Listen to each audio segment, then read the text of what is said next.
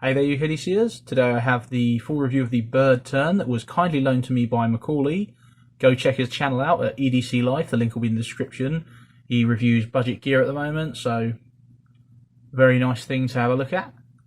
This is made by Spyderco. Byrd is their budget line, and as such this is all made in China. It's obviously designed in the USA, but this is all Chinese produce kind of thing. This is around about £40 from what I've seen, and it is available absolutely everywhere. You'll get it in your standard Byrd box, which is a Spyderco box with a different logo name and colours. Otherwise it's the same, it's like a pull-out drawer kind of thing. That kind of stuff.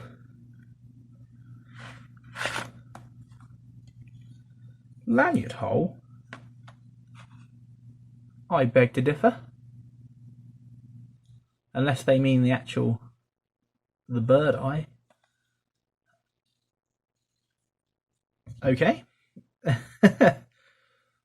Pretty sure they got that one wrong, but what do I know? So, the action on this thing, if you've handled a UKPK, it's basically a UKPK. Oh, don't mind the markings on the blade, by the way. That was Macaulay practicing his sharpening there. So, yeah. Great knife to practice on, I suppose. You know, it's a good budget one. Yeah, this one is basically the exact same action as a UKPK. It's got that same half stop on the close, but on the open it just cams past it. I'll throw up an image of the spine of this so you can get an idea for how that works. But it's a very intelligent design. I've seen a couple of knives do it, but I really think more should. It's an excellent way to do a half stop if you want to. It doesn't interfere with a nice smooth open. Spring strength on this should be on screen now for you. And this is on phosphor bronze washers. You have T8s, 3 of them on, was it each side? Yeah, each side are 3 T8s. I think it's Chicago screws. But, you know, all being the same size is fantastic. I much prefer that. This is G10 on this one, which is crazy because there are far more expensive UKPKs with not much better steel that have FRN. Although I'm really turning around on FRN, you know. But G10's the standard. That's the good. Obviously, this doesn't have any liners because G10's strong enough to take it. It's just straight into there, and your spring runs the whole way of the back like the UKPK Heine edition, not like the normal one. So sort of like that.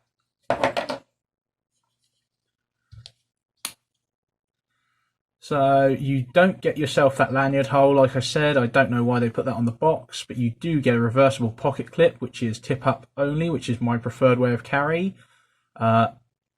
As well as being able to swap the clip over to be left-handed, you can also open the knife left-handed with one hand fine, which is obviously a plus. Why not? You do get some jimping on the back of the blade there and in the finger choil there.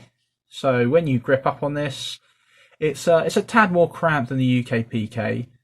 Do you know, I'd say this is a lot closer than the UKPK to the Urban now that I've handled the Urban, and now that I look at them side by side, they are very similar in size. Yeah, the UKPK is just a smidge bigger.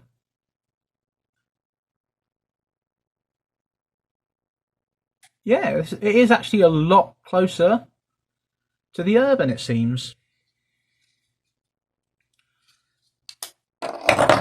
Strange. But yeah, the Urban's even a bit more cramped again. But this is sort of in the middle. My hand fits all 4 fingers when you're in that finger choil, fit very neatly down there. And my thumb sort of does want to creep up there, but you can push it into there, and I guess that, you know, you can do stuff. You can sort of do that if you want. Obviously your pinch grip's fine. But yeah, it's comfortable enough. Like I say, my thumb just isn't super happy. fit and finish on this, it's good enough. You know, they've actually chamfered the edges on this, which is hilarious since they have a tiny bit on this, you can see, but it's much more so. Same with the FRN, they actually put like a nice rounded edge on it, whereas on the expensive Heine Haynes one, it's sort of just an edge. But yeah, of course, don't expect any super flush spring, although, truth be told, this one's really not bad, especially for £40. I don't know how much you're going to care about that for £40. Of course, this doesn't match up very well, and it's a bit proud. But, you know, you're not looking for that in a knife like this at all. This is just a knife to get some work done.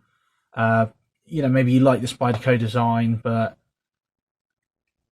you know, you really don't need more than HCR13 unless you're doing some serious box taking down. As I found out with this knife, to be honest. This knife has actually performed very admirably. Of course, as I said, HCR13. I think I've had it 4 days before it started blunting, and it was just on the tip there where I don't know if you can see that shiny spot right at the end there. And that's where I always puncture boxes and stuff first and just plunge into them. I think, is that maybe in the middle there as well? No, it is literally just right on the end. And the rest of this, I imagine, is still completely sharp enough. Let's get ourselves some test paper. Oh, that's rough. Yeah, it's not razor anymore, but you know, it's still working. It's still a working edge. You could still get, you know, probably at a push a day's more work out of that before you'd really need to strop it. I'm probably going to need to sharpen the end there, although it is HCR13, so I might be able to strop that back. That said, HCR13, it's very easy to sharpen this thing. I was able to put an edge on this in, you know, a brand new edge fairly quickly. It's 5 minutes, something like that. Really not a tall order at all sharpening this thing, and it's fairly thin behind the edge. It's not crazy levels of thin, but you know, thin enough to make it slicey. Not, you know, we're not talking like the TRM Viator or anything like that, but you know, it stands out as one of the more slicey knives. You do get your horrible R registered trademark on the back there, and the big China instead of like a nice little one or something. That's fine, I'm fine with that, although it would have been cooler if they'd have done like a bird logo. I suppose they've already really done it with the Spidey hole, or the bird hole, I guess that one is. Your Spidey hole's a bit more boring. As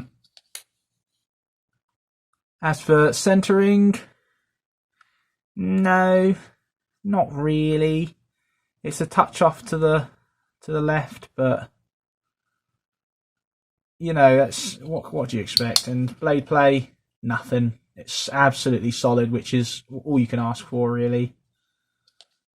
You do get obviously your finger choil. You do not get a sharpening choil, which I want to be annoyed about, but it just sort of seems to work on this knife. You know, there's not a whole lot of material there. There is a little bit, but it's not so much that it's going to impede your sharpening so much. So you can sort of get away with it, really, I guess. But I would prefer it to have a choil, a sharpening choil, that is. So let's get the contenders on screen for you here. The UK PK.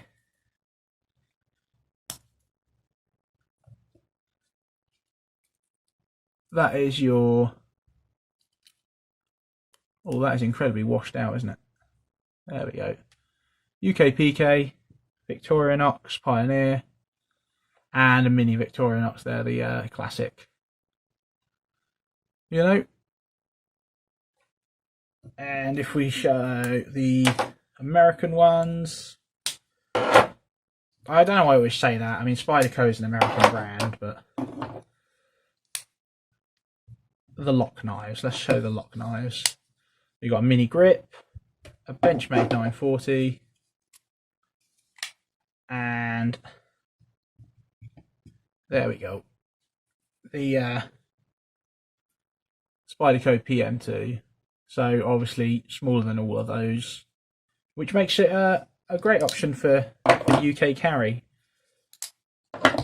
Of course, because this is 100% within the bounds of the law.